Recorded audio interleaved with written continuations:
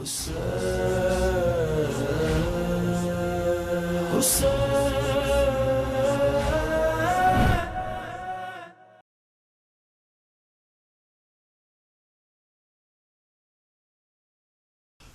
حول ولا قوة إلا بالله العلي العظيم.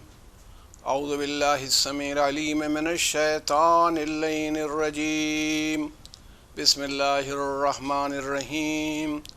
الحمد لله رب العالمين، والصلاة والسلام على سيد الأنبياء والمرسلين سيدنا ومولانا بالقاسم محمد صلی اللہ علیہ محمد وآل محمد وآلہ الطیبین الطاہرین المعصومین المظلومین.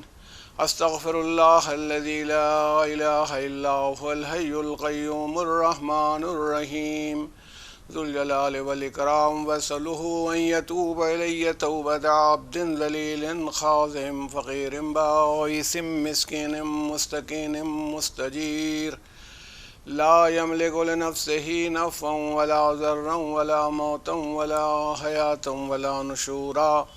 أما بعد فقد قال الله تبارك وتعالى في كتابه المجيد والفرقان الحميد وقوله الحق. بسم الله الرحمن الرحيم.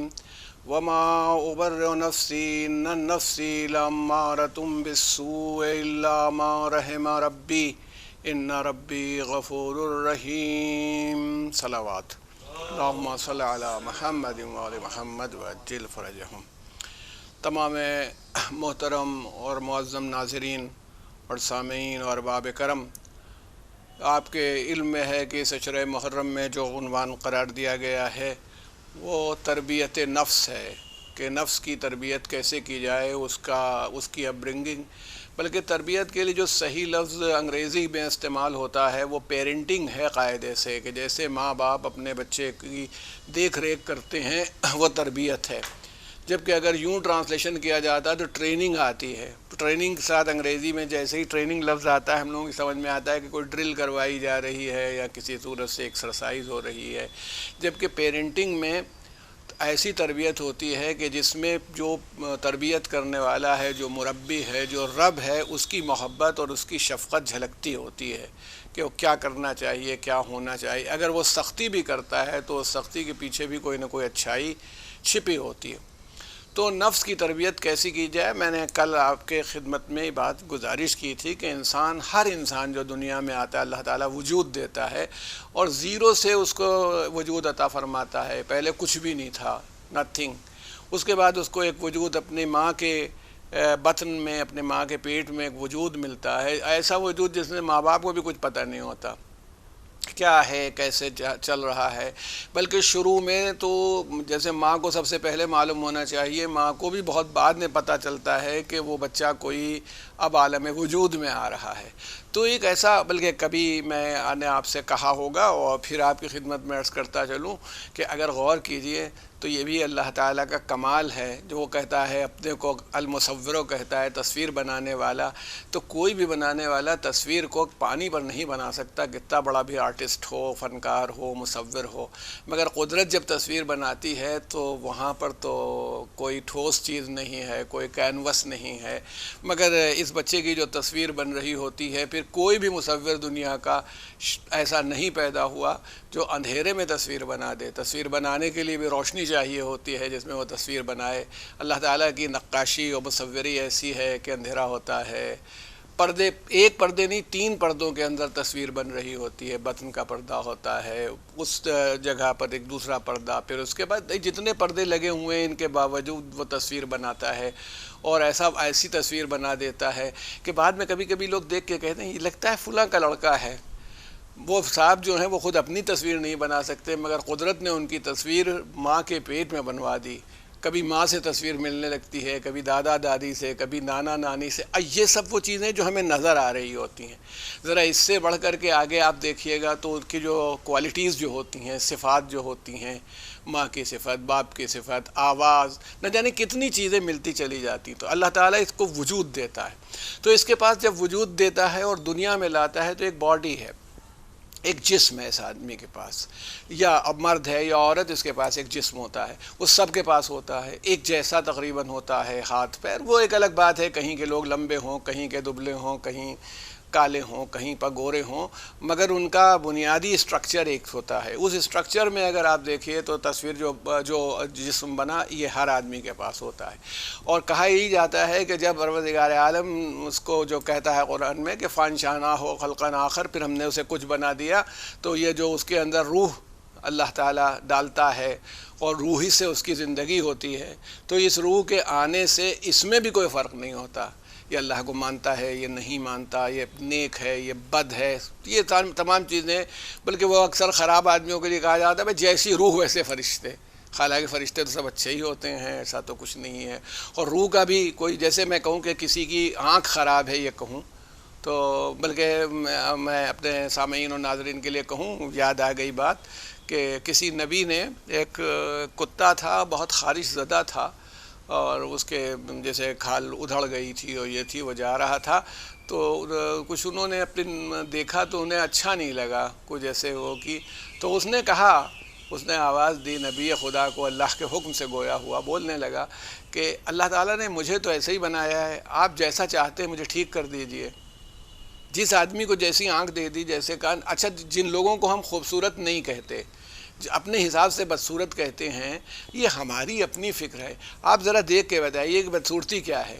آنکھ صحیح جگہ پر نہیں اللہ نے لگائی ہے ان کی، کان صحیح جگہ پر نہیں ہے، دانت صحیح جگہ پر نہیں ہے، ہاتھ صحیح جگہ پر نہیں ہے، تناسب صحیح نہیں ہے، نہیں، ہر چیز اپنے توازن کے ساتھ موجود ہے۔ آپ کا سینس کچھ ہوگا، آپ کے سینس سے پروردگار عالم نے اس آدمی کو نہیں بنایا، اس عورت کو نہیں بنایا، اس کا رنگ آپ کے سینس سے نہیں بنایا، آپ کس رنگ کو اچھا کہتے ہیں اور کس رنگ کو برا کہتے ہیں یہ تو آپ کی اپنی فکر ہے۔ اور بازاروں میں آپ جائیے جہاں کپڑے ہو، کاغذ ہو، تمام چیزیں بک رہی ہوتی ہیں، لوگ ایسے ایسے کپڑے پسند کر کے لاتے ہیں جو دوسروں کو ہرگز پسند نہیں آئیں گے، تو یہ کوئی معیار نہیں ہے۔ مگر آدمیوں نے جب مشینی آدمی بنائے تو دیکھنے کے قابل نہ رہ گئے، ہاتھ اس طرح بنا دیا، دیکھ کے بنایا تو یہ عالم ہے، اور قدرت نے بنایا تو جس چیز کو بنایا، بچہ ہوتا ہے تو آنکھ جتنی بڑی ہوتی ہے بچے کے حساب سے ہوتی ہے، بڑا ہونے لگتا ہے تو اسی حساب سے کان بھی بڑے ہوتے ہیں، اسی حساب سے آنکھ بھی بڑی ہوتی ہے، اسی حساب سے دانت بھی بڑے ہوتے ہیں۔ کتنا مشکل کام ہے، اگر آپ کسی چیز کو بڑا کرنا چاہیے، پھونک بھی، ہوا بار کے بھی پھونک کے بھی بڑا کیجئے تو نتیجہ کیا ہوگا کہ شاید پھوٹ جائے خود بارہ، کبھی ادھر سے ادھر ہو جائے کچھ۔ تو پروردگار عالم نے انسان کو جسم اور روح دیا کا، دونوں کا تحفہ دیا، مگر اس کے بعد پروردگار عالم اس کو بہترین مخلوق بنا رہا تھا کہ میں جیسے جانتا ہوں تم نہیں جانتے۔ جب بہترین مخلوق بنایا تو وہی کہ یہ جو ترقی کرے اور یہ فضیلت حاصل کرے تو صرف سب گاڈ گفٹڈ نہ ہو کہ اللہ تعالیٰ نے دے دیا، اس کا تو کوئی اختیار ہی نہیں، اختیار ہم ہے تو ہماری ہی طرف سے، مگر یہ کمال خود حاصل کرے، اس کے اندر اپنے آپ یہ کمال پیدا ہو جائے۔ تو مان لیجئے میں تو وہی کہتا ہوں، میں ایگزامینر ہوں، لڑکے کو پہلے سوال بتا دیا، پھر سوال کا جواب بھی بتا دیا، پھر اس کے وہ ہوا، پھر کہا زیادہ ٹھیک سے لکھو، پھر اس بعد کاپی میں 100 نمبر۔ تو اب جس کو بھی یہ حقیقت معلوم ہو جائے گی وہ کہے گا اس میں کیا کمال ہے۔ دیکھیں میں یہ کہتا ہوں، جیسے آپ سوچئے کہ ایک انسان جس کو اللہ نے حکم دیا کہ روزہ رکھو، وہ روزہ رکھتا ہے، وہ روزہ رکھے یا نہ رکھے کم سے کم دنیا میں تو اختیار ہے ہی نہیں ہے۔ سحری کھائی، اچھا کسی کو پتہ بھی نہیں چلے گا، کبھی کبھی ایسے بھی سمجھدار لوگ ہو سکتے ہیں کہ سحری بھی قاعدے سے کھائیں اور افطار بھی قاعدے سے کریں اور بیچ میں دن میں بھی اپنا کھاتے پیتے رہیں، کسی کو پتہ نہیں، یا کم سے کم ہسبینڈ صاحب نے روزہ رکھا، بیوی چلی گئیں بازار کچھ شاپنگ کرنے کے لیے، اب کوئی گھر میں نہیں ہے، دودھ فریج میں رکھا ہوا ہے، چائے کی پتی موجود ہے، بسکٹ ہیں، یہ ہیں، جب تک وہ آئیں گے بھی 2 گھنٹے میں، اتنی دیر میں چائے ناشتہ سب ہو جائے گا، پھر منہ پوچھ کر کے بیٹھے ہوئے ہیں۔ یہ بھی تو آدمی کر سکتا ہے، لیکن اپنے اختیار سے کھانا کھا سکتا ہے، وہی چیزیں جو جائز ہیں، مگر اللہ کے حکم سے کھانا نہیں کھاتا، اپنے روزے کو رکھتا ہے، پیاس لگ رہی ہے، بھوک لگ رہی ہے، یہاں تک کہ اسے مکمل کر دیتا ہے۔ تو جب وہ اس کام کو مکمل کرتا ہے تو پھر پروردگار عالم کہتا ہے اس کی جزا میں ہوں، اس کے کسی نے نہ دیکھا ہو، میں نے تو دیکھا ہے، تم نے میری وجہ سے روزہ رکھا، تم نے میری وجہ سے نہیں کھایا۔ اس اختیار کی تعریف ہے۔ جبرائیل جب سے بنے ہیں تب سے روزہ رکھے ہوئے ہیں، آج تک کچھ نہیں کھایا۔ میکائیل نے تب سے روزہ رکھ چھوڑا ہے، نہیں کھایا۔ اللہ کبھی تعریف نہیں کرتا۔ بندہ 12 گھنٹے 14 15 16 گھنٹے کا روزہ رکھ لیتا ہے تو اللہ کہتا ہے اس کی جزا میں خود ہوں۔ اب آپ بتائیے، جنت جہنم کا خالی تصور ہے کہ بھائی جہنم سے آدمی بچ گیا یہ جزا مل گئی، جنت پہنچ گیا یہ جزا مل گئی. اللہ کہتا ہے میں ہوں، یعنی یہ میرے لیے اس نے خالص روزہ رکھا. تو یہ عرض کرنا ہے کہ اگر ہم لوگ غور کریں تو اندازہ ہوتا ہے کہ پروردگار عالم اس کو ایک نمونہ بنانا چاہ رہا ہے، یعنی کوئی خرابی میں نہیں، تو اس کو ایک ایسا نفس دیا کہ بھئی کر سکتا ہے نفس. اچھا یہ چیز دھیان رکھیے گا، بہت سے لوگ یہ کہتے ہیں جیسے شیطان کے لیے ساری غلطی شیطان کی ڈال دیتے، وہ کیا کرتا ہے، شیطان نے بہکا دیا اس کو. آدمی بھی یہی کرتا ہے کہ ایک ایکسکیوز لیتا ہے، بالکل وہی لنگڑی بچت لیتا ہے، لیم ایکسکیوز حاصل کرتا ہے کہ وہ کیا کرے کہ وہ شیطان نے بہکا دیا. وہ جوش ملی آبادی کا بہت مشہور شعر ہے کہ انسان کو گمراہ کیا شیطان نے، شیطان کو گمراہ کیا ہے کس نے، کون آدمی تھا جس نے شیطان کو گمراہ کیا. تو دیکھیے اسی آیت میں اس کا جواب موجود ہے. یہ نہیں، شیطان اس معاملے میں مددگار ثابت ہو جاتا ہے گمراہ کرنے میں. انسان میں وہ کوالٹی ہے. سوال یہ ہے کہ وہ فرشتے کو کیوں نہیں گمراہ کر پاتا؟ کیونکہ فرشتے میں نہ اپنے پروگرامنگ کے اگینسٹ جانے کی کوئی صلاحیت ہے، نہ کچھ جو پروگرامنگ ہے اس کے حساب سے کام ہوگا. جبرائیل کے پاس جو صورت تھی، کبھی یہ نہیں ہوا کہ جبرائیل کو کوئی بہکا دے کہ آج تم خانہ سیدہ کی طرف نہ جاؤ، کسی اور کے گھر کی طرف چلے جاؤ، رسول اللہ کے پاس وہی نہ لے جاؤ، کسی اور کو وہی دے آؤ. یہ آپ کو ملے گا کہ ایسا ممکن نہیں ہے. مگر انسان کے ہاں یہ ہے کہ دونوں طرح کی کوالٹیز اس کے اندر اللہ تعالیٰ نے سموئی، تو اس میں اپنے آپ بھی ادھر جانے کی ہے. وما ابرئ نفسی ان النفس لامارۃ بالسوء الا ما رحم ربی. میں اپنے نفس کو برائی سے بری نہیں بتاتا ہوں، کیونکہ نفس کا تو کام ہی یہی ہے کہ وہ انسان کو برائی کی طرف ابھارے. الا ما رحم ربی، سوائے اس کے کہ جس کے اوپر رب کا، میرے رب کا، وہ جناب یوسف فرما رہے ہیں کہ میرے رب کا رحم ہو جائے. یعنی وہ میرا بھی رب ہے، آپ کا بھی رب ہے، ان کا سبھی کا رب ہے، پوری کائنات کا رب العالمین ہے. تو وہ جس کے اوپر اس کا رحم ہو جائے. ان ربی غفور الرحیم، کیونکہ رب جو ہے غفور بھی ہے رحیم بھی ہے. تو جو بات ہماری پکڑ میں آ رہی ہے وہ یہ کہ انسان کو گمراہی میں کچھ دیر لگتی. یہ وہ حضرت ابلیس جو تھے انہوں نے سہارا دیا. اسی لیے دیکھیے دنیا میں بھی بہت سے ابلیس ٹہل رہے ہوتے ہیں، شیطان ٹہل رہے ہوتے ہیں، جو غلط صحبت کے لیے منع کیا جاتا ہے کہ کمپنی خراب نہ کرو، کیونکہ خراب کمپنی ہوتی ہے تو وہ سکھاتے ہیں. ویسے ہی اگر شیطان اس طرح آنے لگا اور ابلیس نے آنے کے بعد لوگوں کے پاس سہارا بنانا شروع کیا اور سجانا شروع کیا، تو انسان ویسے ہی گمراہ ہوتا چلا جاتا ہے. یعنی ٹینڈنسیز دونوں ہیں. یہ بات دھیان رہے کہ اس کے اندر یہ ٹینڈنسی بھی ہے اور رجحان ہے، وہ ٹینڈنسی بھی ہے، ذاتی طور پر ہوتی ہے. شیطان اس میں کچھ مددگار بھی ہو جاتا ہے. تو یہ کہنا ہے کہ نفس جو ہے انسان کا، وہ ہندی میں ہم لوگ جب بولتے، فارسی والے ضمیر کہتے ہیں، ہندی والے انترآتما کہہ دیتے ہیں، اور انگریزی میں سیلف کہا جاتا ہے. مگر سب لوگ جانتے ہیں کہ یہ نفس جو ہے انسان کو گمراہی کی طرف بھی لے جا سکتا ہے، برائی کی طرف بھی لے جا سکتا ہے. اپنے آپ یہ ٹھیک نہیں رہے گا، اس کی طرف توجہ کرنے پڑے گی. تو جتنی بھی مورل ویلیوز ہیں آپ دیکھیے، بالکل انسان میں دونوں طرح کی صورتیں پیدا ہوتی رہتی ہیں. یعنی یہی انسان اگر اپنے کو غلط راستے پر ڈال دے تو اس سے بڑا لالچی نہیں ہے کوئی. گریڈ میں اس سے بڑا آدمی نہیں ہوگا کہ جو اس کے اندر کوئی جو لالچ ہوتی ہے وہ اس کی اپنی انتہائی معراج پر پہنچ جاتی ہے. مگر یہی آدمی سنتوش پا جائے، قناعت کرنے لگے، تو اس کے سامنے دولت پڑی ہوئی ہو، سونا پڑا ہوا ہو، کوئی چیز ہو، اس کے اوپر اثر انداز نہیں ہوتی ہے. یہی آدمی ایماندار ہوتا ہے. کسی کی پڑی ہوئی چیز ہے، بھائی ہم کہتے ہیں وہ چھوڑیے امام کو، نبی کو، بڑی بڑی شخصیات کو چھوڑ دیجئے. بعض اوقات ہم نے یہ دیکھا کہ ڈرائیور جو ایماندار ڈرائیور ہوتے ہیں، ان کی ٹیکسی میں سامان چھوٹ جاتا ہے تو ڈھونڈ ڈانٹ کے پہنچا جاتے ہیں.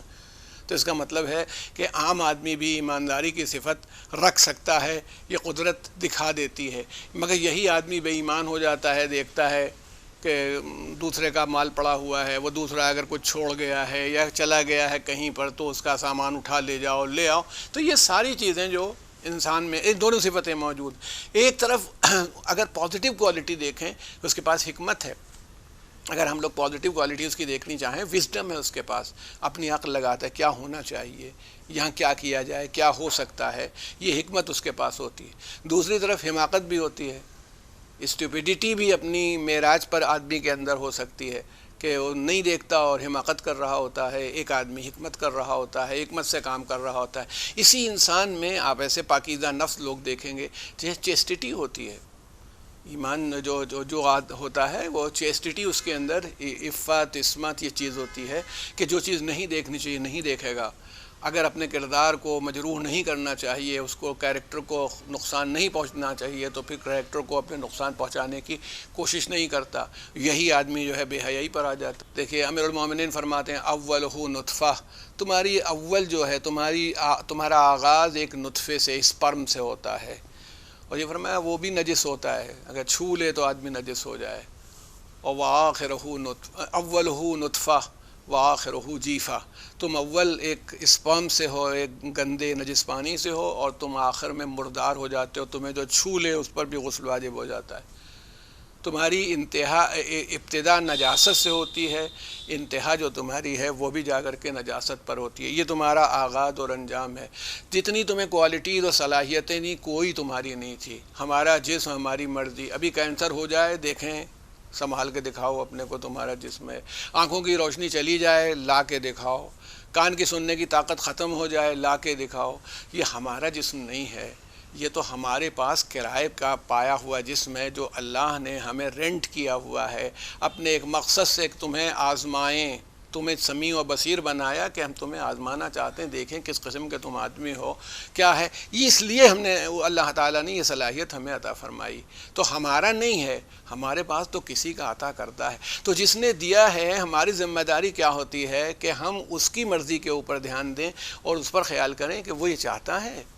اگر وہ چاہتا ہے تو ہم کریں گے، اگر اس کی مرضی نہیں ہے تو نہیں کریں گے. آپ کسی کی کوئی چیز لاتے ہیں، رینٹ پر لے آئیں، جو مشین ہے چیز ہے، تو اس کا خیال رکھتے ہیں کہ اس طرح استعمال نہ کریں کہ اس کو شکایت ہو جائے کہ بھئی لے بھی آئیں تو ایسا ہی استعمال ہونا چاہیے کہ واپس کرتے وقت اچھی واپس کریں.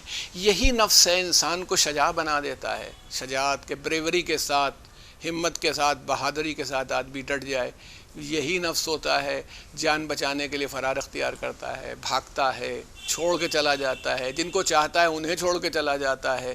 تو اس نفس کی جو خرابی پیدا ہوتی ہے وہ یہاں سے. اسی نفس میں عدالت ہوتی ہے، عدل ہوتا ہے، جسٹس. یہ نہیں ہونا چاہیے. چاہے اپنے خلاف ہی کیوں نہ جا رہا ہو، عدالت کرتا ہے. یہی نفس جو ہے وہ ظلم کرنے پر آ جاتا ہے. کبھی آپ کی خدمت میں پیش کروں گا اور دکھاؤں گا ایسے گورنر حجاج ابن یوسف جیسے گورنر. ایک دن میں نہ جانے کتنوں کو قتل کروا دیا. جب وہ مرا ہے حجاج ابن یوسف تو اس کے قید خانے میں 80,000 لوگ قید تھے. ایسے قید خانے جن میں چھتیں نہیں ہوتی تھیں، جن میں عورتوں کے پاس لباس نہیں ہوتا تھا پہننے کے، مرد اور عورت الگ نہیں رہتے تھے. جو کھلایا جاتا تھا اس میں برابر سے راکھ ملی ہوئی ہوتی تھی روٹی کے اندر. یعنی آپ بتائیے وہ اب مرنے کے لیے تو اگر اس کی عمر 60-70 سال کی ہے تو وہ 30-40 سال میں غذا کی بنیاد پر اور گرمی اور دھوپ اور جاڑے کی بنیاد پر مر جائے گا. ایسا ظالم شخص.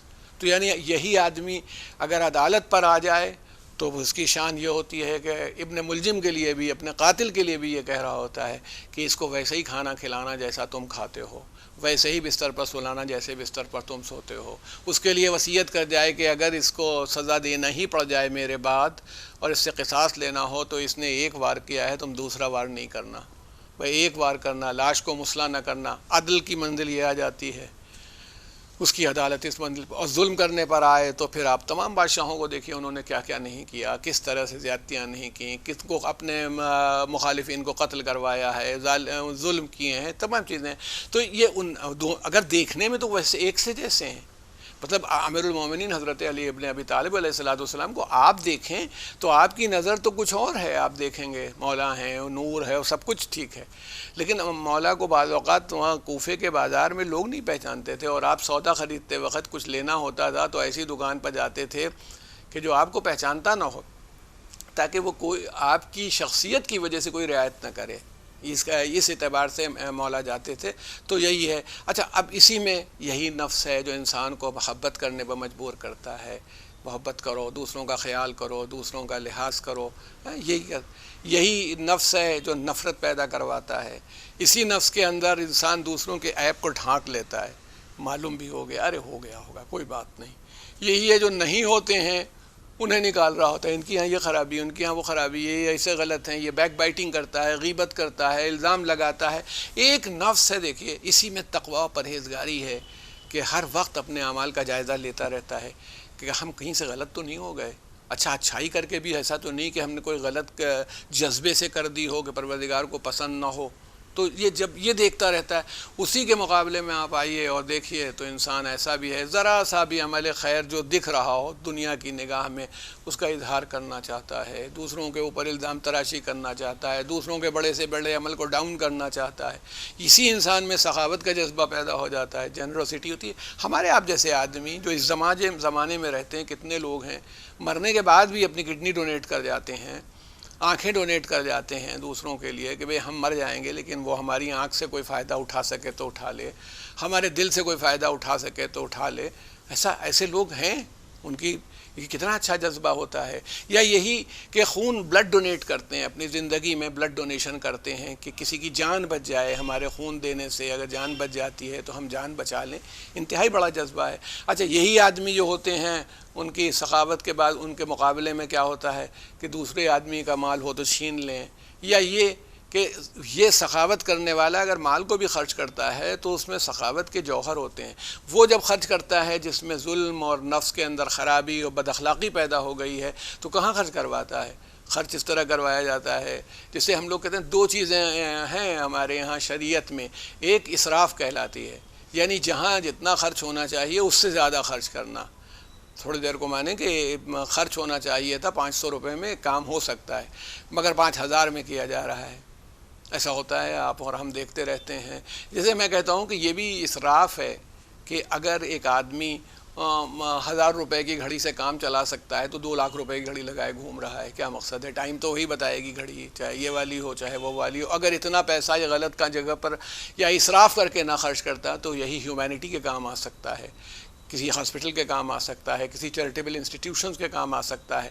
تو یہ اچھا اسراف تو وہ ہے ضرورت سے زیادہ خرچ کر دینا، تبذیر وہ ہے کہ جہاں پر اس کا خرچ نہیں ہونا چاہیے وہاں کرنا، وہ تبذیر ہوتی۔ جو آدمی اسراف یا تبذیر کرے گا اس کے پاس بچے گا ہی نہیں کچھ کہ وہ چیریٹی پر یا خیر پر خرچ کر سکے۔ تو نفس جو ہوتا ہے وہ انسان کو الجھا دیتا ہے، اسی قسم کی باتوں میں الجھا دیتا ہے کہ تم یہ کرنے لگو وہ کرنے لگو، نتیجے میں یا پھر ایسا کرتا ہے کہ محبت پیسے سے ایسی پیدا کروا دے گا، کنجوسی کرنے لگے گا، خرچ کرنا چاہیے نہیں۔ جیسے میرے مولا امام حسین علیہ السلام فرماتے ہیں کہ دولت دینے کا اللہ نے کا ایک مقصد ہوتا ہے بندے کو، کہ پروردگار عالم نے اس بندے سے یہ چاہا ہے کہ اس دولت سے اپنی آبرو کو بچائے رہے، اپنی آبرو کو سلامت رکھے، یعنی کسی کے آگے ہاتھ نہیں پھیلانا پڑے اور ضرورت پڑ جائے تو دوسروں کی مدد کر دے۔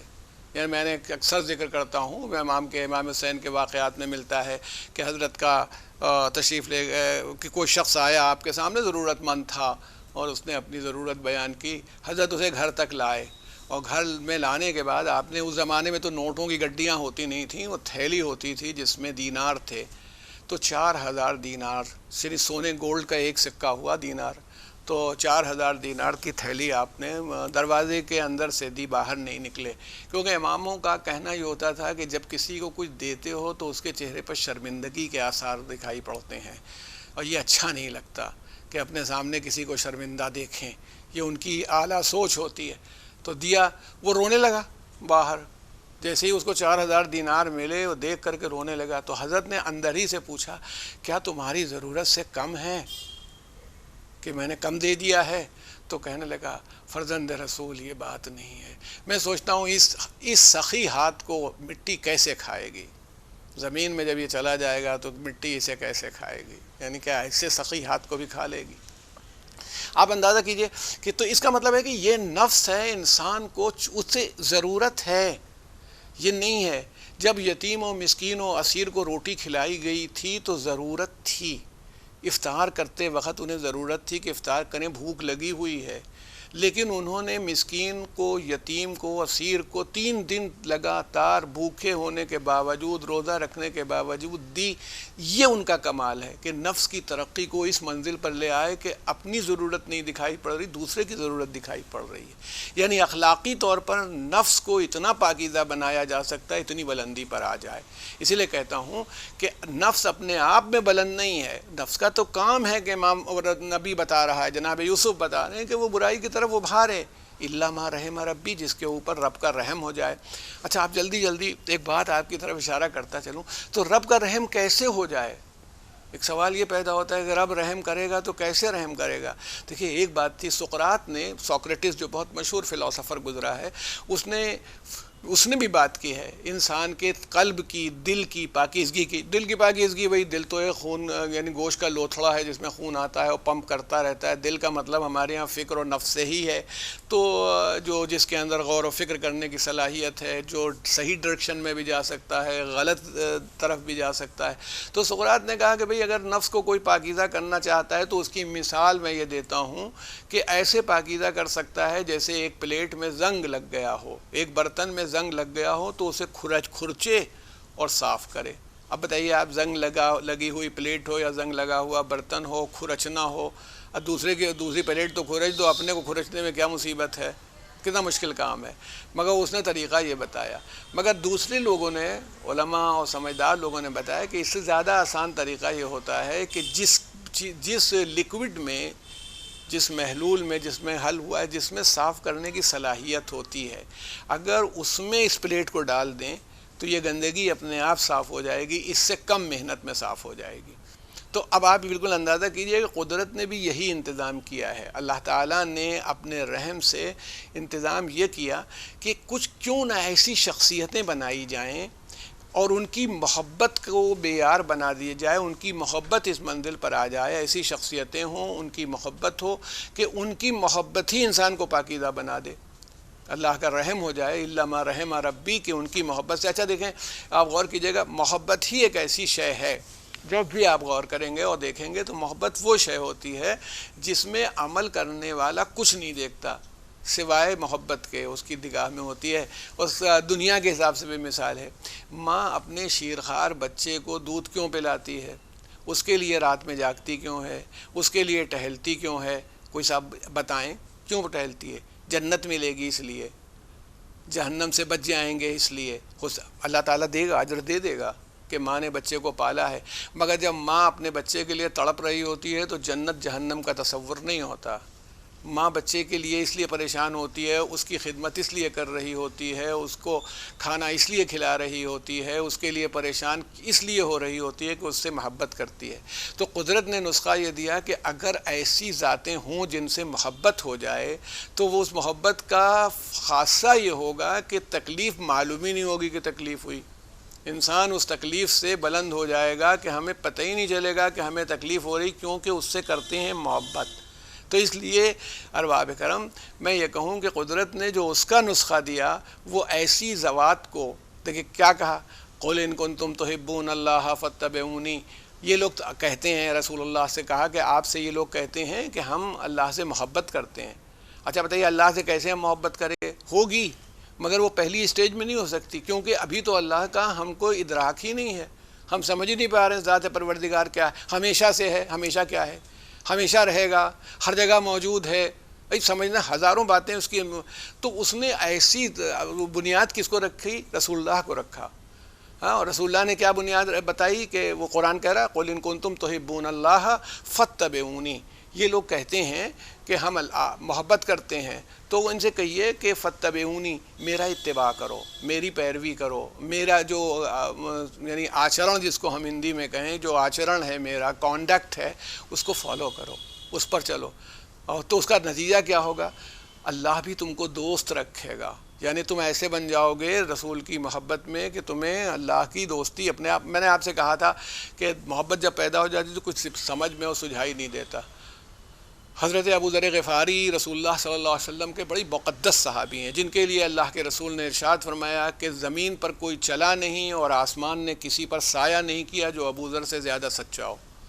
یہ اللہ کے رسول حضرت محمد مصطفیٰ صلی اللہ علیہ وآلہ وسلم کا قول ہے، اور ذرا سا بھی شک نہیں۔ ایک سفر میں حضرت ابو ذر کا اونٹ، کبھی کبھی ہوتا ہے جانور کمزور پڑ جاتے ہیں، اور دھیما چلنے لگا، اور لوگوں نے کہا کہ ابو ذر کا اونٹ پیچھے رہ گیا۔ تو حضور نے فرمایا، وہ کمال ہو تو ان کو تو غیب کا بھی علم ہے، یہ بھی کہا بھائی اگر ہمارے ساتھ ہوں گے ابو ذر تو ہم تک پہنچ جائیں گے، چلو۔ اب رکے نہیں، جبکہ ابو ذر کو اتنا چاہتے ہیں، ابو ذر کی اتنی تعریف و مدح کی، آپ چلتے رہے، اور اونٹ، اب وہ اونٹ دھیما ہوتے ہوتے آخر بیٹھ گیا، اس سے چھوڑ دی۔ حضرت ابو ذر نے پیدل دوڑنا شروع کیا عرب کے ایکزار میں اور صحرا میں، جناب ابو ذر غفاری پیدل دوڑتے ہوئے چلے جا رہے ہیں۔ راستے میں کسی جگہ پر ایک وہ تھا، پانی جمع ہو گیا تھا کہ یا چشمہ رہا ہو، مشہور یہی ہے کہ وہ واقعہ یہ بیان کیا گیا۔ وہ تو ان کے بعد جو برتن تھا جیسے ہی انہوں نے پیا تو اچھا ایک تو اتنا دوڑ دھوپ کے جو آنے والا ہوگا اس کی پیاس کا کیا عالم ہوگا، تو اس کو تو یوں ہی میٹھا لگے گا پانی، جائے کہ ہو سکتا ہے وہ میٹھا رہا بھی ہو۔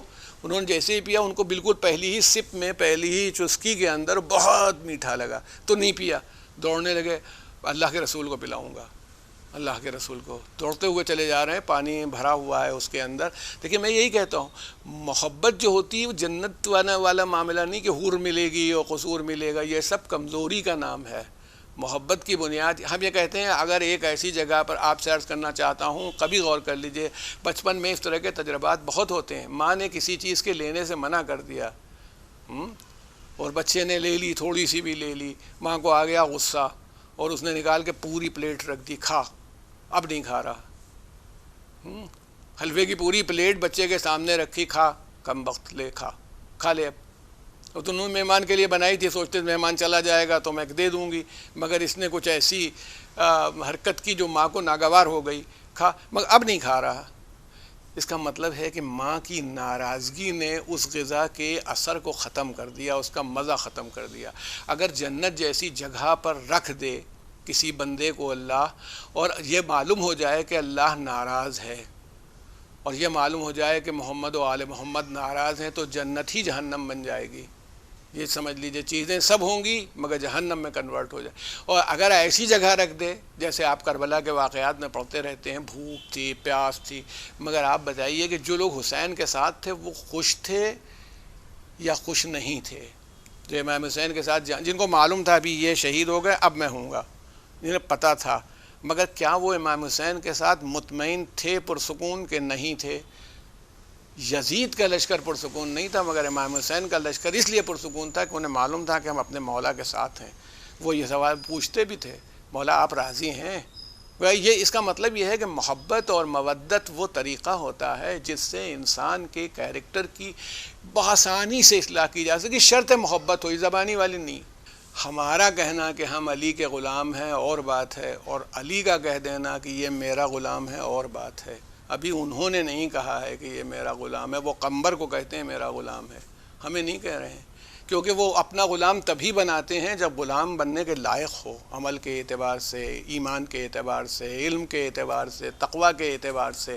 تو یہ جب آپ اس کو تلاش کریں گے تو معلوم ہوگا کہ محبت اور مودت ایک ایسا جذبہ ہے جو انسان کی اصلاح کر سکتا ہے، اور اللہ نے ان لوگوں کی محبت فرض کی، دیکھیے غور کر لیجئے گا، ان کی محبت آپ کے اوپر فرض کی جو اس قابل ہیں۔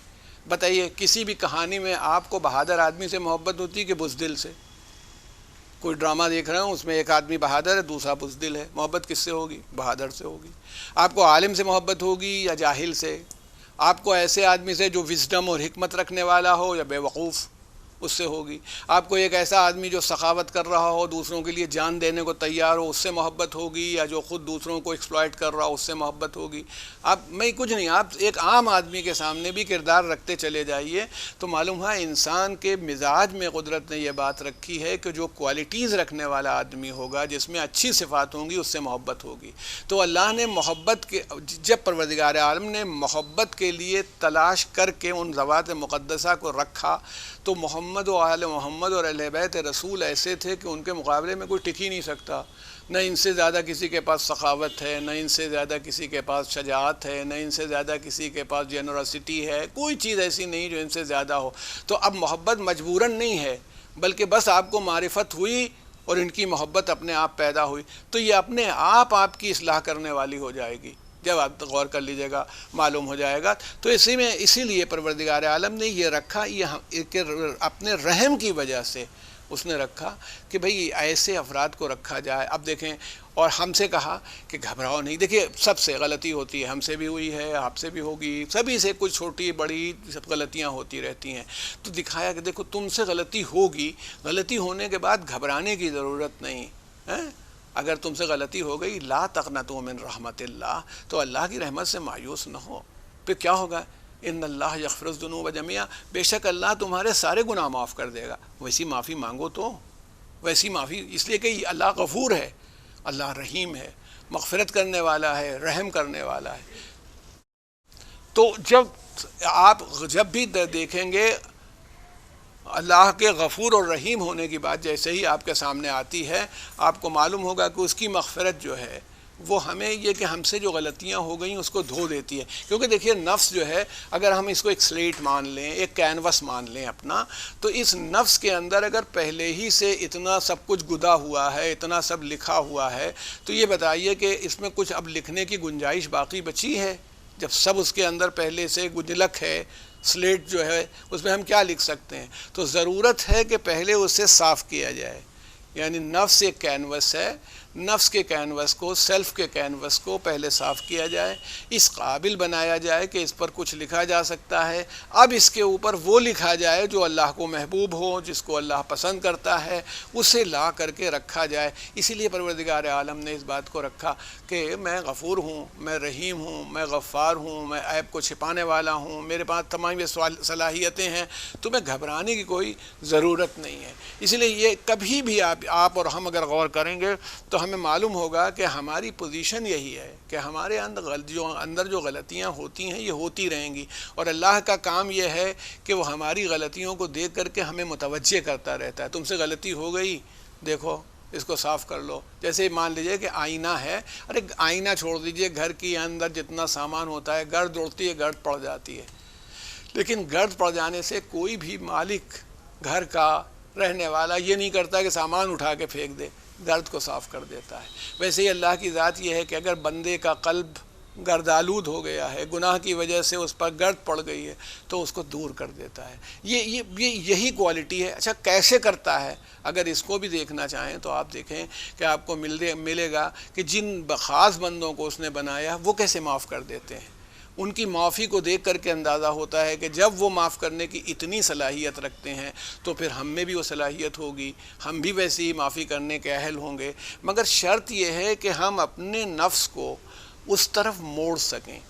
ہماری شرط یہ ہوگی کہ کہا جا رہا ہے کہ بھئی یہ تو نفس تو برائی کی طرف ابھارے گا، تو برائی کی طرف ابھارے گا تو پھر آپ اور ہم ہاتھ باندھ کے بیٹھ نہ جائیں کہ بھائی اس کا تو کام ہی یہی ہے، ہم تو برائی کی طرف جائیں گے ہی نہیں۔ اب ہمیں یہ دیکھنا ہے کہ اچھائی کیا ہے، برائی کو کیسے دور کریں، یا جن سے ہم محبت کرتے ہیں وہ کیا چاہتے ہیں۔ جناب ابو ذر غفاری کا میں نے قصہ بیان کیا تھا آپ کو کہ وہ جب رسول اللہ صلی اللہ علیہ وسلم کی خدمت میں پہنچے ہیں تو اس وقت جناب ابو ذر کا یہ عالم تھا کہ زبان پیاس سے باہر تھی اور برتن لیے ہوئے ہاتھ میں، کچھ بول بھی نہیں پا رہے تھے، اور اللہ کے رسول نے فرمایا کہ پہلے انہیں پانی پلاؤ، تو پانی لا کے پلایا گیا۔ جیسے ہی ہوش میں آ کہ یا رسول اللہ بہت شیریں پانی ہے، میں آپ کے لیے لے کے آ رہا ہوں، اتنا میٹھا پانی ہے کہ میں نے کہا پہلے آپ پی لیں تب میں پیوں۔ اس کا مطلب ہے محبت جب ہوتی ہے تو انسان اپنی ذات کو بھول جاتا ہے، جس سے محبت کر رہا ہوتا ہے وہ یاد رہتی ہے۔ یہ محبت کا خاصہ ہے۔ اسی لیے جب زخم لگتے تھے کربلا میں یا جہاد میں، یا امیر المومنین کو اتنے زخم لگے ہیں، مگر محبت خدا و محبت رسول اس منزل پر تھی کہ آپ کو پھر اب کوئی پرواہ نہیں۔ یا شب ہجرت آپ کا بستر رسالت پر لیٹنا، میں کہتا ہوں لیٹ گئے، یہ تو احساس فرض ہے، فریضہ تھا کہ اللہ کے رسول نے کہا کہ تم لیٹ جاؤ، حضرت علی بن ابی طالب علیہ السلام لیٹ گئے۔ مگر یہ بتائیے کہ اس فریضے کے بعد سو جانا جو ہے وہ اطمینان کی نشانی ہے۔ کہا جیسا میں شب ہجرت سویا ایسا کبھی نہیں سویا۔ امام امیر المومنین نے تو آپ دیکھیے کہ نفس بیچ کر کے اس طرح سوئے بھئی، اور وہ ان کا نفس، بات آ گئی نفس کی ہی، تو آپ غور کیجئے کہ نفس کیا ہے۔ دیکھیے عام نفس جو ہوتے ہیں ان کی پوزیشن کیا ہوتی ہے۔ جو نفس ہوتا ہے وہ آدمی بندے کا نفس ہوتا ہے، یہ پاکیزہ ہو سکتا ہے، مگر نفس علی کی طہارت کیا ہوگی، کتنا پاکیزہ رہا ہوگا، اور پھر یہی پاکیزہ نفس جب بلندی کی طرف آیا ہوگا اور بڑا ہوا تو یہ نفس رسول کہلایا، اس نے اپنی بلندی حاصل کی۔ یہی بلندی پر آنے کے بعد یہ جو نفس رسول تھا، یہ نفس اللہ کی منزل میں آیا. تو اس کا مطلب ہے کہ خاصان خدا کے نفس جب ترقی کرتے ہیں تو وہ نفس اللہ بن جاتے ہیں. تو کم سے کم ہمارے نفس پاکیزہ تو بن جائیں. یہ ان کی طرف سے دکھایا جا رہا ہے بار بار، اور ہم کو بتایا جا رہا ہے کہ ہم اللہ کو غفور الرحیم مانتے ہیں تو اپنے گناہوں سے واقعی توبہ کریں، جیسی توبہ ہونی چاہیے، گناہوں سے دور ہوں، اور اس کے بعد اپنے قدم اچھائی کی راستے میں بڑھائیں، کیونکہ ہدایت تو پروردگار عالم کی طرف سے ہوگی. موقع ملتا سب کو ہے، کبھی انسان اس موقع کا فائدہ حاصل کر لیتا ہے اور کبھی اس موقع کا فائدہ نہیں حاصل کرتا. آخر کلام میں آپ کو اس کی طرف متوجہ کرنے کے لیے کہنا چاہتا ہوں کہ جب بھی آپ دیکھیں گے تو آپ کو اندازہ ہوگا کہ یہ وہ نفوس ہیں جو آپ کو دکھائیں گے کہ کیسے انسانوں کو پاکیزہ بنایا جاتا ہے، اس کے لیے کتنی کوشش کی جاتی ہے، کتنا عمل کیا جاتا ہے، تب جا کر کے وہ نفوس پاکیزہ ہوتے ہیں اور پاکیزہ نفس بنتے ہیں. اگر وہ کوشش نہ کی جائے تو لاکھ آپ کسی کو موقع دے دیجئے، اس کا گناہ اس کو بننے نہیں دے گا، اس کا گناہ اس کو ترقی کے راستے پر آنے نہیں دے گا. اب میں عرض کروں کہ امام حسین علیہ السلام راہ کربلا میں جب تھے اور جا رہے تھے، یہ واقعات عام طور پر کم آتے ہیں لیکن ان کا بیان اس لیے بھی ہونا چاہیے کہ اس سے امام حسین کی تبلیغ، ان کی ہدایت، ان کی خدمت کا اظہار بھی ہوتا ہے. جا رہے تھے تو ایک شخص بہت مشہور ہے، عبید اللہ ابن حر جعفی اس کا نام ہے، عبید اللہ ابن حر جعفی.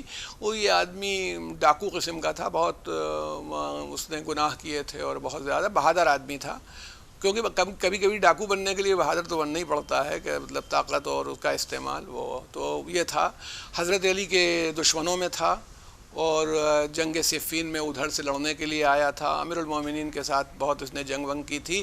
تو یہ سب پہلو اس کا بیک گراؤنڈ ہے.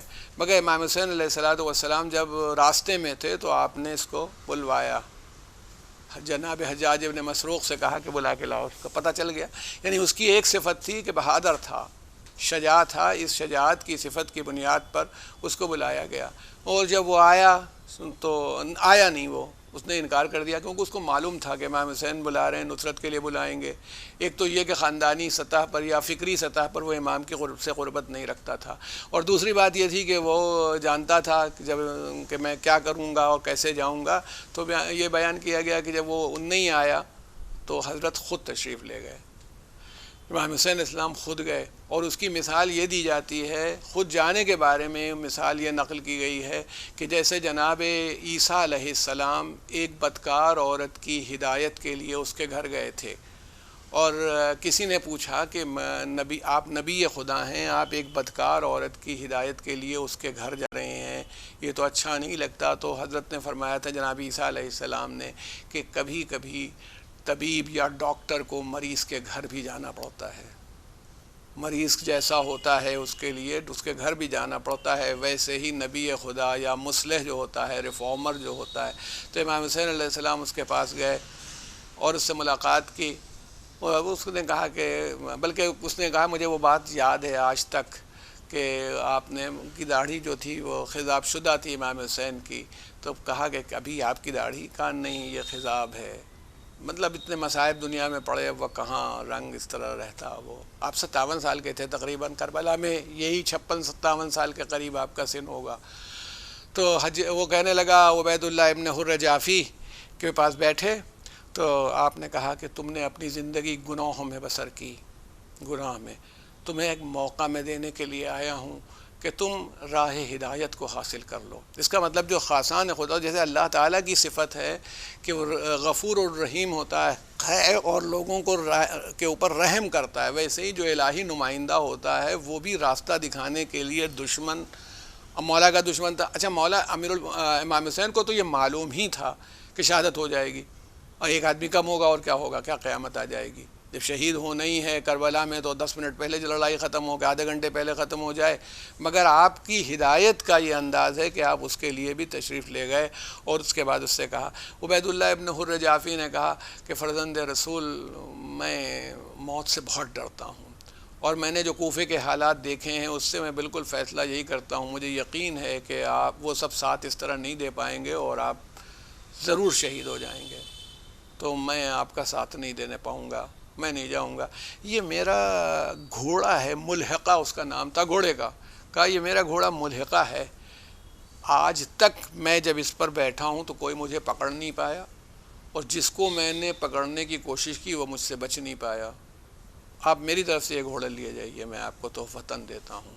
تو امام حسین السلام نے اس سے کہا کہ ہم گناہگاروں کی مدد قبول نہیں کرتے، جو گناہگار ہوں یا جو اللہ کے راستے میں نہ آ رہے ہوں ان سے ہم کوئی مدد و نصرت نہیں لیتے، لیکن تم نے ہمیں ایک نصیحت کی ہے تو ہم بھی تمہیں ایک نصیحت کیے دیتے ہیں، اور وہ نصیحت یہ کیے دے رہے ہیں کہ تم یہاں سے اتنی دور چلے جاؤ، اتنی دور چلے جاؤ کہ تمہیں میری آواز استغاثہ سنائی نہ پڑے، ورنہ پھر تم جہنمی ہو جاؤ گے، کہ جب میری آواز استغاثہ سنو گے اور پلٹ کے کوئی نہیں آئے تم مدد کرنے کے لیے، جو نہیں آئے گا وہ سب ناری ہو جائیں گے، جہنمی ہو جائیں گے، تو تمہیں نصیحت کر رہا ہوں اتنی دور نکل جاؤ یہاں سے کہ میری، یعنی اس کا مطلب ہے آپ نے یہ تو بتا دیں کہ میں شہید ہو جاؤں گا اور میرے ساتھ آنے والا جو ہے وہ شہید ہو جائے گا۔ ایک کوشش آپ کی یہ ہے، میں آپ کے سامنے لانا چاہتا ہوں کہ یہی نفس ہے جو انسان کو بلندی تک لے جا سکتا ہے، یہی نفس ہے جو اس کو پستی کی طرف لے جاتا سکتا ہے۔ جسم اور روح تو کامن ہے آدمی کے پاس، سب کے پاس ہیں۔ حضرت زہیر ابن قین بھی ایک ایسی ہی شخصیت کا نام ہے، وہ مزاجی اور فکری طور پر علوی نہیں تھے، یہ بھی تاریخ نے لکھا ہے۔ حج کر کے اپنی بیوی کے ساتھ لوٹ رہے تھے، پورا قافلہ تھا آپ کا، نوکر ملازمین جو اس کا نظام رہا ہو، ایک اچھی حیثیت کے آدمی تھے، سردار تھے۔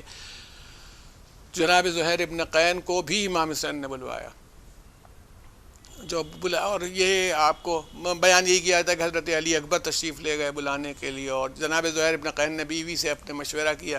کبھی کبھی بیویوں کو بڑا ناگوار بھی ہو جاتا ہے نا کہ ہم سے پوچھے بغیر، تو ہو سکتا ہے انہوں نے اسی لیے پوچھ لیا ہو کہ جناب زہیر ابن قین نے کہا کہ ماں فرزند رسول نے بلایا، بتاؤ سوچتا ہوں جاؤں نہ جاؤں، تو اس نے بیوی نے تہدید کی، ہدایت کی اور ڈانٹا، کہا کہ بتاؤ فرزند رسول تمہیں بلا رہے ہوں، تم کرو سوچتا ہوں، سوچنا کیا ہے اس میں، تو جاؤ۔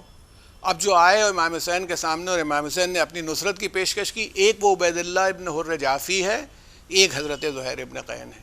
حضرت زہیر ابن قین کو نے جیسے ہی کہا امام نے نصرت کی پیشکش کی، آپ فوراً تیار ہو گئے، لوٹ کے آئے، بیوی کو آپ نے آزاد کر دیا۔ طلاق دینے کا مقصد یہ تھا کہ ان کو معلوم ہو گیا تھا بچوں گا نہیں، اب تو میری شہادت ہو ہی جائے گی، تو بعد میں یہ 4 مہینے 10 دن کی عدت کی بات آئے، وہ آئے گی ہی، وہ بھی آئے گی، کیونکہ طلاق دینے کے باوجود وہ رشتہ ختم نہیں ہو جاتا، اس کو ان کو سارا مال دے دیا اور تو سب سے کہا تم لوگ چلے جاؤ، یہ سب ہم کو منظر ملتا ہے، مگر امام حسین کی خدمت میں آئے۔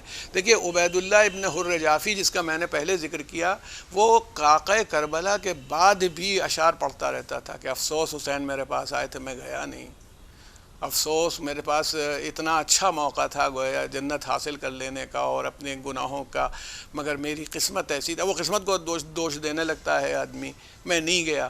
اور جناب زہیر ابن قین کو امام حسین نے کیا درجہ دیا، ماشاءاللہ یہ سب مجمع ہے، بڑا شوق ہوتا ہے لوگوں کو علم اٹھانے کا اور پنجہ ہاتھ میں لینے کا شوق ہوتا ہے، اور اس کو بہت بڑی فضیلت یقیناً ہے اور سمجھا جاتا ہے، لیکن آپ جو علم بناتے ہیں وہ لیتے ہیں، جو امام باڑے میں آدمیوں نے علم بنایا ہے شبیہ کے طور پر وہ اٹھایا جاتا ہے، ہم اور آپ اس علم کو اٹھاتے ہیں اور فخر محسوس کرتے ہیں کہ ہم نے علم اٹھا لیا، مگر امام حسین السلام نے 3 علم بنائے تھے روز عاشورہ۔ ایک قلب لشکر میں سینٹرل کور میں بنایا تھا جو 32 آدمیوں کے لشکر پر تھا، ٹکڑی پر تھا، وہ جناب عباس کے ہاتھ میں تھا۔ بائیں طرف جو وہ جو تھا ہمارا جو لیفٹ ونگ کہلاتا ہے، تو وہاں پر جو بنایا علم 20 آدمیوں کے اوپر، وہ حضرت حبیب بن مظاہر کو دیا، اور جو داہنی ہاتھ کا ونگ ہے، رائٹ ونگ ہے، وہ جناب زہیر ابن قین کو دیا، 20 علم دیا۔ امام حسین کا کسی کو علم دے دینا کوئی اور بات ہے، اور ہمارا اور آپ کا علم اٹھا لینا اور بات ہے۔ فضیلت کے اعتبار سے جناب زہیر ابن قین کو اس منزل پر لا کے امام علی مقام نے رکھ دیا جس کا جواب نہیں مل پائے گا، اور کن لوگوں پر ان کو سردار بنا دیا جن سے بہتر افراد آج تک سوچے بھی نہیں جا سکتے کہ پیدا ہوں گے، جن کے لیے ہم فخر محسوس کرتے ہیں، کہتے ہیں کہ ہمارے ماں باپ آپ کے اوپر سے فدا ہو جائیں، ہمارے ماں باپ آپ کے اوپر سے نثار ہو جائیں، یہ ہمارا عالم ہوتا ہے۔ جناب زہیر ابن قین کو بنایا، اب وہ میں کبھی اس منظر کو آپ کے سامنے پیش کروں گا، شاید دامن وقت میں گنجائش بچی بھی نہیں ہے کہ میں آپ کے سامنے وہ ذکر کر سکوں، لیکن اتنا کہتا ہوں کہ آپ یہ بتائیے کہ جناب زہیر ابن قین کو جس وقت ان کی آخری منزل تھی، یعنی وہی جو محبت ہوتی ہے نفس سے، یہ بتائیے جسم میں زخم ہوں گے، جب وہ تو امام حسین کو نماز جب آپ ظہر کی پڑھ رہے تھے تو آگے کھڑے ہوئے تھے، اور آگے کھڑے ہو کر کے جناب سعید کے ساتھ آپ تیروں کو روک رہے تھے تو کتنے تیر لگے ہوں گے؟ یعنی جنگ نہیں کر رہا، تیر جو آ رہے ہیں، اور تیر یہ نہیں ہے کہ تیر سے بچ جائیں، تیر اگر داہنے بائیں جا رہا ہو تو جھک کر کے تیر کو اپنے اوپر لے لینا ہے تاکہ نمازیوں کی نماز پیچھے ادا ہو جائے، امام حسین تک تیر نہ آنے پائے، اتنے تیر لگ گئے تھے۔ یہی ہے کہ جناب سعید ابن عبداللہ حنفی کا یہ عالم ہوا تھا، جناب سعید کا یہ عالم ہوا تھا کہ وہ گر پڑے، جیسے ہی امام نے سلام پھیرا وہ قوت ارادی سے کھڑے رہے ہوں گے، گر پڑے اور کوئی ایک لفظ نہیں بول سکے، مگر حضرت زہیر ابن قین کے بازو شکستہ ہو گئے تھے، تیروں سے ٹوٹ گئے تھے بازو، مگر آئے امام کے قریب بیٹھ گئے اسی ریگزار کربلا پر اور ہاتھ جوڑ کے پوچھا اوفیت یا ابا عبداللہ، اے ابو عبداللہ کیا میں نے اپنا وعدہ پورا کر دیا؟ کیا میں نے اپنا وعدہ آپ سے جو نصرت کا کیا تھا، یعنی آپ نے بلوایا تھا مجھے، میں آیا تھا، آپ نے مجھ سے جو نصرت کا وعدہ لیا تھا میں نے وعدہ پورا کر دیا؟ تو امام نے فرمایا نعم، ہاں۔ امام وقت کہہ رہا ہے کہ ہاں تم نے اپنا نصرت کے وعدے کو پورا کیا۔ میں یہ سنا تھا کہ فرزند رسول پھر اب مجھے اجازت دے دیجیے جہاد بھی کر لوں۔ یہ وہ آدمی ہے جس کے لیے بشارت امام دے رہا ہے کہ تم نے اپنا وعدہ پورا کر دیا، مگر تلواروں کے وار کرنے کے لیے آگے بڑھ رہا ہے۔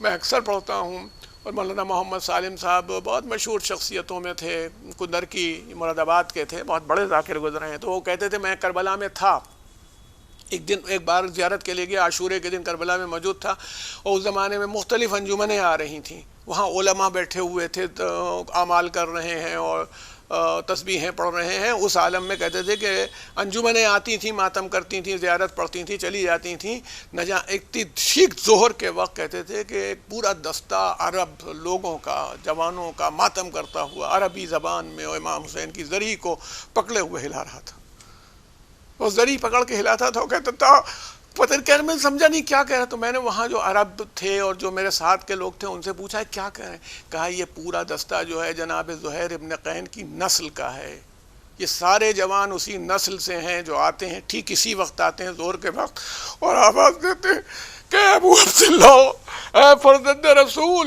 ظہر کا وقت ہو گیا ہے، عاشورے کے دن میرا بابا آپ کے سامنے کھڑا ہوا تھا کہ آپ نماز پڑھ لیں، آج ہم حاضر ہیں کہ آپ نماز کے لیے تشریف لائیں اور ظہر کی نماز پڑھیں۔ یہ سب نسل زہیر ابن قین کھڑی ہوئی ہے ماتم کرنے کے لیے اور آپ کو نماز پڑھوانے کے لیے کہ آپ پڑھیں، ہم آپ کی حفاظت کے لیے آئے ہیں۔ میں کہتا ہوں جوانوں پر آفرین ہو، مگر کاش وہ آتے اور دیکھتے کہ عصر عاشور کے موقع پر میرا مولا جب آخری سجدہ کر رہا تھا تو کوئی ایک نہ تھا جو سامنے کھڑا ہو جاتا۔ ایک بہن بار بار بے قرار ہو کے کہتی تھی کہ پسر ساتھ تو دیکھ رہا ہو میرا ماجایا ذبح کیا جا رہا ہے، سیعلم الذین ظلموا۔